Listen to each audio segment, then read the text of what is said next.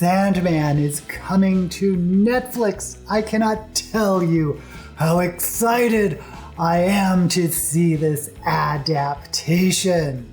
I have been a huge fan of the Sandman comic written by Neil Gaiman since it first debuted back in 1989. So that was over 30 years ago. 30 years? How old am I? Don't you dare answer that. I'm not going to tell you how old I am, but I will tell you that I am the booktube goddess, the #1 drag queen booktuber on YouTube. So now that you darlings know who I am, you may be asking who or what is the Sandman. The Sandman first appeared in DC Comics in the 40s. Yes, he goes back that far. He was sort of this noir detective wearing a World War I gas mask and had a gun that shot sleeping gas. Then he popped up again in the 70s as a more traditional superhero with superpowers like putting people to sleep and being able to summon henchmen from dreams. He wasn't exactly the most popular superhero in the DC universe because, well, anyway, in the 80s, comic books were having a really interesting renaissance. There was a lot of really successful, edgy indie comics, including the Teenage Mutant Ninja Turtles. By the way, go back and look at the original comic. They were very dark and really, really good. Then they were sold to Archie Comics. Also, if you are into comics, you may have heard of Cerebus the Aardvark, which sounds cute and innocent, but if you actually pick up the comic, wow, just wow. But more importantly, mainstream comics, mainly DC, started to cater to more mature audiences. I think this was all the success of Swamp Thing during Alan Moore's tenure as a writer. Alan Moore, by the way, is one of the great comic authors who wrote The Watchmen, which you may have heard of.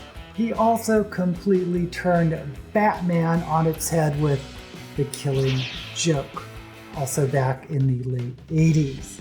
Anyway, Swamp Thing, another innocuous, slightly campy DC superhero, was turned into a metaphysical force caught between the realm of nature and mankind, with stories that were absolutely mind-blowing. The character of John Constantine began in Alan Moore's Swamp Thing universe, which would of course later be spun off into a little comic known as Hellblazer. So yes, DC Comics was really enjoying a more mature audience who really wanted deep stories, so they gave this unknown and unproven writer one of their throwaway heroes to do with as he wanted.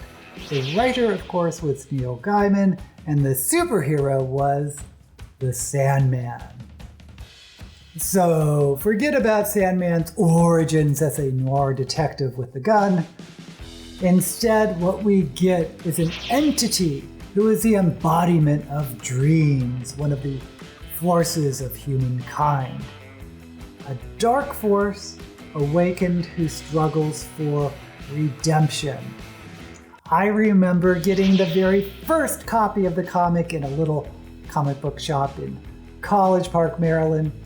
I had all the first issues of Sandman, which I left on the East Coast when I moved to San Francisco. So hopefully they weren't thrown away and someone got to keep them. And when I moved to San Francisco, yes, I kept collecting them. So I have quite a few of the original Sandman comic books. And I also kept up with Hellblazer. Sandman is part of a group of beings called the Endless. And the Endless are sort of a dysfunctional family. The oldest is called Destiny, who you rarely see. Then there is Death. Not a Grim Reaper, but this is a sort of goth girl who is probably the most human, or at least the most adult or relatable of the Endless.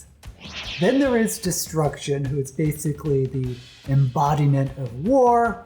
And we also have the twins, Desire and Despair. Desire is completely androgynous, and I believe based upon David Bowie during his androgynous period. And if Desire were to be created today, they would have been called non-binary. But Neil Gaiman gave Desire they, them pronouns, which may have been one of the first times that has ever happened. And that was 30 years ago. Where Desire is androgynously, preternaturally beautiful, their sibling Despair is ugly and deformed. And they have this unusual relationship. And somehow, even though they're both terrible in their own way, you kind of feel sympathetic to them. But the most mysterious of the Endless, in my opinion, is the youngest, called Delirium, who is completely insane. We do find out during the comics run that she used to be called Delight, but some traumatic event in humanity's history permanently traumatized her. The Sandman stories were some of the best ever, dealing with really deep metaphysical topics. I remember there was a whole storyline of a trans woman who was trying to join a witch's coven but having issues with being accepted because she wasn't a female at birth. Not that that conversation happens today.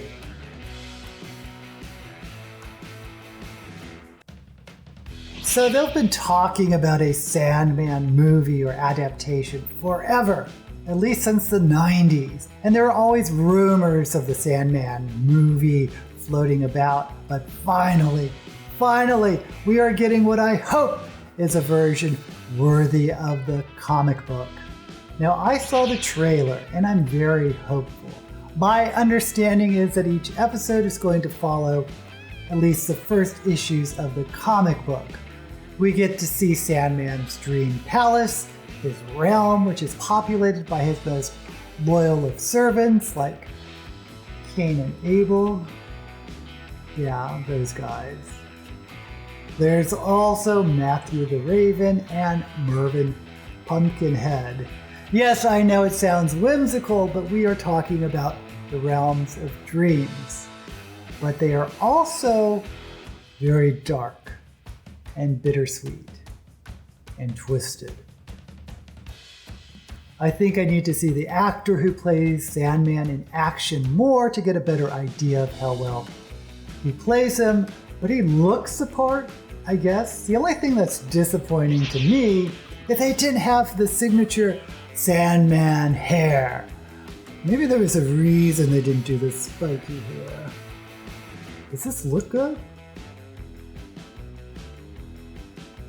I'm also going to be paying attention to the Sandman's voice, because in the comic it was done in black spiky speech bubbles with white lettering, making it seem like there was a really significant quality to his voice.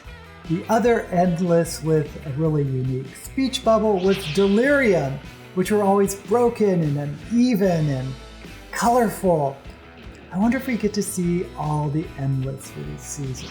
I really am hoping this series is going to be a home run and there will be more seasons based on the original Neil Gaiman stories, because the stories just keep getting better and better. Are you a fan of the Sandman comics? Do you plan on watching the Netflix series? Let me know down in the comments. And while you're there, don't forget to give this video a thumbs up and subscribe to my channel. And Maybe I'll also follow up with a review of the series. If you're interested in that, let me know. Until we meet again, may all the books and comics you read and their adaptations be blessed.